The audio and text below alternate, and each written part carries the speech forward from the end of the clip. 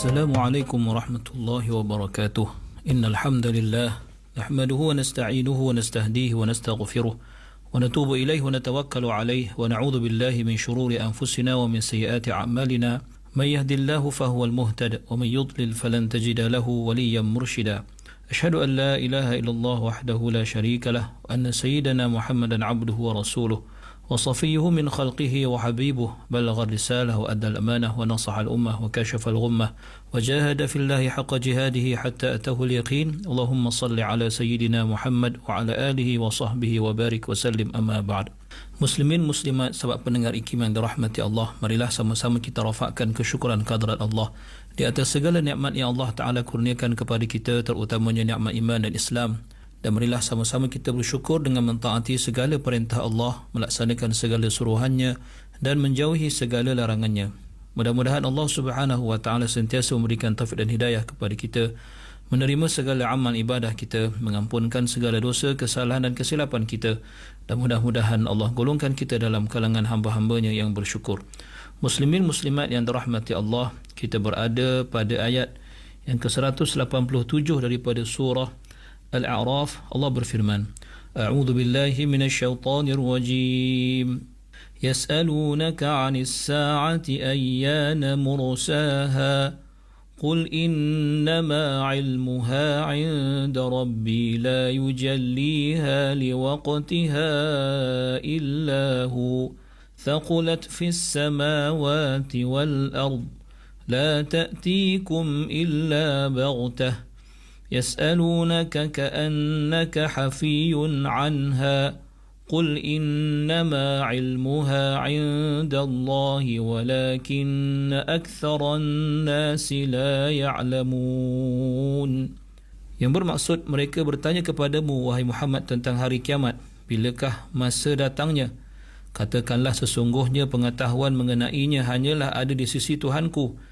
Tidak ada sesiapa pun yang dapat menerangkan kedatangannya pada waktunya melainkan Dia. Huru-hara hari kiamat itu amatlah berat, yang menggerunkan makhluk-makhluk yang ada di langit dan di bumi. Ia tidak datang kepada kamu melainkan secara mengejut. Mereka bertanya kepadamu seolah-olah engkau sedia mengetahuinya. Katakanlah, sesungguhnya pengetahuan mengenai hari kiamat itu adalah di sisi Allah, tetapi kebanyakan manusia tidak mengetahui. Muslimin muslimat yang dirahmati Allah, Allah menyatakan dalam ayat ini bagaimana orang musyrikin bertanyakan Rasulullah sallallahu alaihi wasallam tentang hari kiamat. Allah memperihalkan dengan firman-Nya, yas'alunaka 'anis sa'ati ayyana mursaha. Mereka bertanyakan kepadamu ya Muhammad sallallahu alaihi wasallam tentang hari kiamat. Ayyana mursaha, iaitu bilakah berlakunya dan bilakah terjadinya hari kiamat itu. Dinamakan yaumul qiyamah itu dengan yaumus sa'ah sebagai menunjukkan betapa cepatnya berlaku padanya al-hisab, iaitu situasi dan keadaan Allah Subhanahu wa Ta'ala mengira segala amalan makhluknya atau manusia dan jin.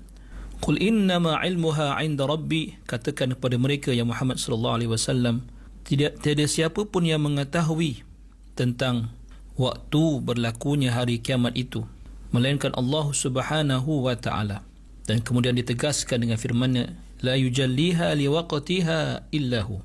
Tiada siapa pun yang dapat menyingkap urusan bilakah berlaku hari kiamat, waktu berlakunya, dan tidak siapa yang boleh menzahirkannya kepada manusia melainkan Dia, yakni Allah Subhanahu wa Ta'ala.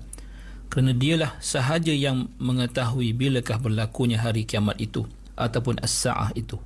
Thaqulat fis samawati wal ard.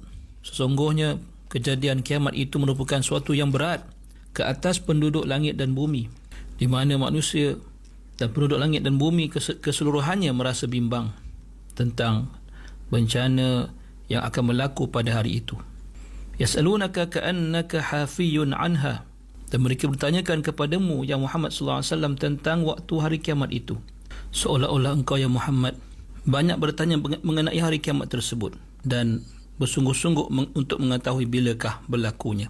Qul innama 'ilmuha 'inda Allah. Katakanlah ya Muhammad sallallahu alaihi wasallam, ilmu atau pengetahuan tentang bilakah berlaku hari kiamat itu hanyalah di sisi Allah Subhanahu wa Ta'ala, kerana ia termasuk dalam perkara ghaib yang Allah Subhanahu wa Ta'ala menyimpannya tidak diberitahu kepada sesiapa jua pun. Walakinna aktsaran nasi la ya'lamun, akan tetapi manusia tidak mengetahui sebab dan faktor mengapa Allah sembunyikan masa dan ketika berlaku hari kiamat itu. Al-Imam Fakhruddin Ar-Razi menyatakan bahawa hikmah dalam Allah menyembunyikan bilakah berlaku hari kiamat itu daripada hamba-hambanya, kerana supaya mereka apabila tidak mengetahui bilakah berlakunya hari kiamat, mereka akan sentiasa awas mengenainya, dan dengan itu mereka akan lebih membawa mereka kepada ketaatan kepada Allah dan lebih menakutkan mereka daripada melakukan maksiat. Dan kita dapat lihat bagaimana Allah menegaskan tentang pengetahuan mengenai hari kiamat itu hanyalah milik Allah apabila diulang perkataan qul innama ilmuha 'inda rabbi, disusuli pula dengan qul innama ilmuha 'indallah. Bermaksud sebenar-benarnya memang tiada siapa pun yang mengetahui tentang hari kiamat itu melainkan Allah Subhanahu wa taala. Muslimin muslimat yang dirahmati Allah, mari kita lihat pada ayat ke-188 daripada surah Al-A'raf. Allah berfirman, A'udzu billahi minasyaitonir rajim. Qul la amliku li nafsi naf'an wa la dharran illa ma syaa Allah. ولو كنت أعلم الغيب لاستكثرت من الخير وما مسني السوء إن أنا إلا نذير وبشير لقوم يؤمنون. Yang bermaksud, katakanlah aku tidak berkuasa mendatangkan manfaat bagi diriku dan tidak dapat menolak mudarat kecuali apa yang dikehendaki Allah. Dan kalau aku mengetahui perkara-perkara yang gaib, tentulah aku akan mengumpulkan dengan banyaknya benda-benda yang mendatangkan faedah, dan tentulah aku tidak ditimpa kesusahan. Aku ini tidak lain hanyalah pesuruh Allah yang memberi amaran bagi orang-orang yang ingkar dan membawa berita gembira bagi orang-orang yang beriman. Muslimin muslimat yang dirahmati Allah, dijelaskan di dalam ini bagaimana Allah Subhanahu wa taala memerintahkan Nabi sallallahu alaihi wasallam untuk menyatakan kepada golongan musyrikin yang tadinya mahu tahu tentang bilakah berlaku hari kiamat, katakan kepada mereka, ya Muhammad sallallahu alaihi wasallam, aku tidak memiliki sebarang kekuasaan untuk memastikan diriku sentiasa beroleh kebaikan, dan aku juga tidak mengetahui atau tidak mempunyai kuasa untuk menolak sebarang kemudaratan, melainkan dengan izin Allah dan kehendak Allah Subhanahu wa taala. Maka bagaimanakah jika itu tidak mampu bagiku? Bagaimana pula aku mampu untuk mengetahui ilmu atau pengetahuan tentang hari kiamat itu? Walau kuntu a'lamul ghaib lastakthartu minal khair. Katakanlah juga, wahai Muhammad sallallahu alaihi wasallam, sekiranya aku mengetahui tentang hal-hal atau perkara-perkara ghaib, nescaya aku akan kumpulkan banyak perkara atau kebanyakan kemanfaatan dunia dan kebaikannya, dan akan terselindung, tersingkap daripadaku sebarang keburukan yang berlaku, untuk aku elak daripada ia berlaku. Wa ma massani su, dan aku tidak akan dihinggap dikenakan sebarang keburukan. Sekiranya aku mengetahui perkara gaib, aku akan terselindung daripada segala keburukan. Akan tetapi hakikatnya aku tidak mengetahuinya, maka Allah Subhanahu wa taala juga yang mengetahui, dan aku akan mengalami sesuatu yang telah ditakdirkan oleh Allah untukku, sama ada perkara itu baik maupun sebaliknya. Muslimin muslimat dirahmati Allah, jelas kepada kita bahawa perkara-perkara gaib adalah milik Allah Subhanahu wa taala. Sesiapa pun dalam kalangan manusia, termasuk kekasihnya Nabi Muhammad sallallahu alaihi wasallam, tidak mengetahuinya, melainkan apa yang Allah Subhanahu wa taala beritahu dan wahyukan kepada baginda. Nabi nyatakan dan Allah rakamkan, in ana illa nadhirun wa bashir, tidaklah aku ini, kata Rasulullah, melainkan hamba Allah yang dilantik menjadi pesuruhnya, yang tugasku ialah nadhirun wa bashir, untuk sebagai pemberi amaran pada masa yang sama, memberikan galakan kepada umatku atau kepada sekalian manusia. Liqaumi yu'minun, bagi kaum yang mahu beriman, kaum yang percaya tentang apa yang ku bawa daripada sisi Allah Subhanahu wa taala. Muslimin muslimat yang dirahmati Allah, antara pengajaran besar untuk kita dapat faham daripada ayat ini ialah bagaimana kita perlu bersedia untuk menyatakan atau menjawab kepada orang yang bertanya kepada kita tentang sesuatu yang kita tidak ketahui dengan mengatakan bahawa kita tidak tahu. Tidak boleh merasa keberatan untuk mengaku bahawa kita tidak tahu tentang perkara yang sememangnya bukan dalam pengetahuan kita, atau belum lagi kita ketahui kerana kita belum membacanya atau belum mengetahuinya, kerana ia merupakan suatu amanah daripada Allah Subhanahu wa taala. Muslimin muslimat yang dirahmati Allah, mari kita lihat ayat yang ke-189 daripada surah Al-A'raf ini.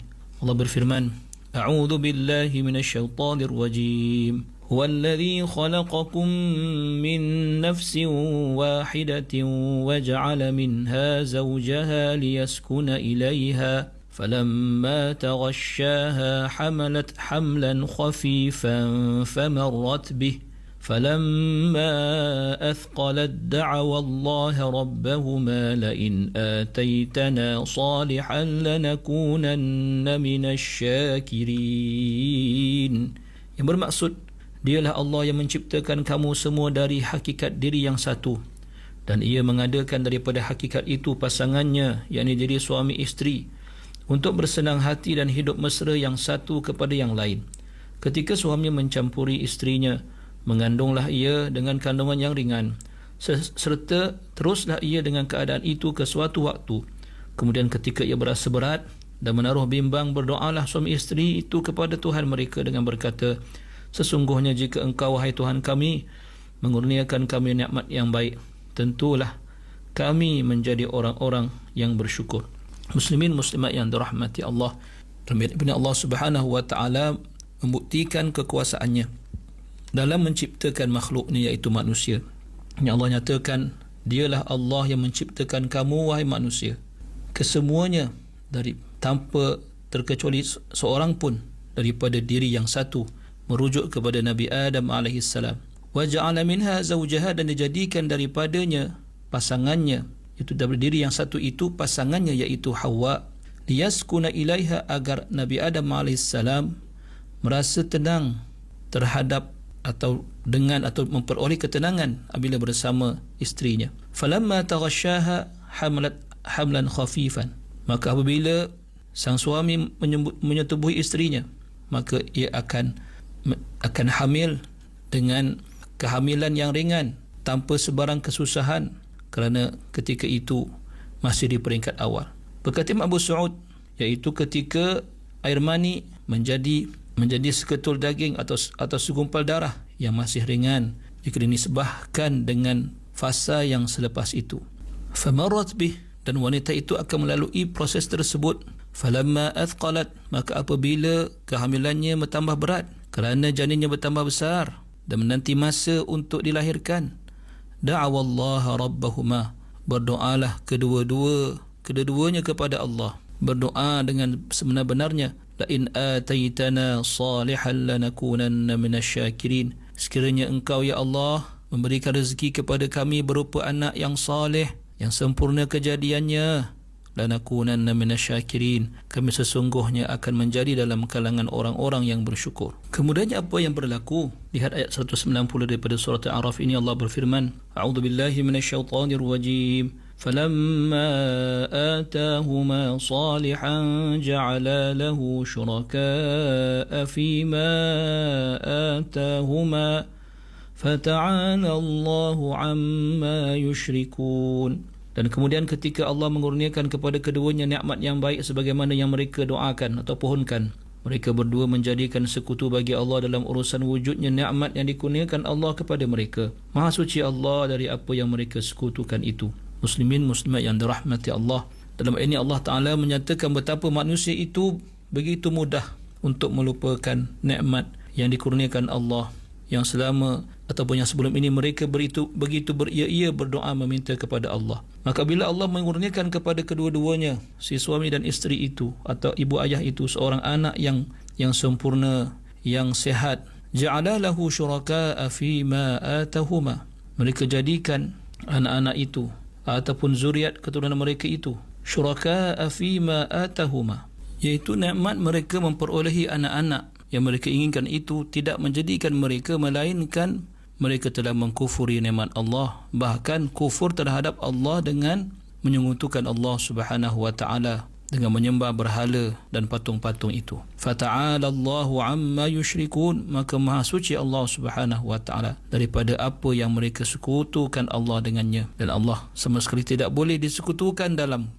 penyembahan. Di malangnya mereka sanggup untuk menukarkan nikmat Allah yang telah memberikan mereka nikmat zuriat keturunan, melahirkan generasi selepas mereka dengan kederhakaan, dengan kesyirikan terhadap Allah Subhanahu wa taala. Aqulu qawli hadha wa astaghfirullah al-azim li wa lakum. Wassalamu alaikum warahmatullahi wabarakatuh.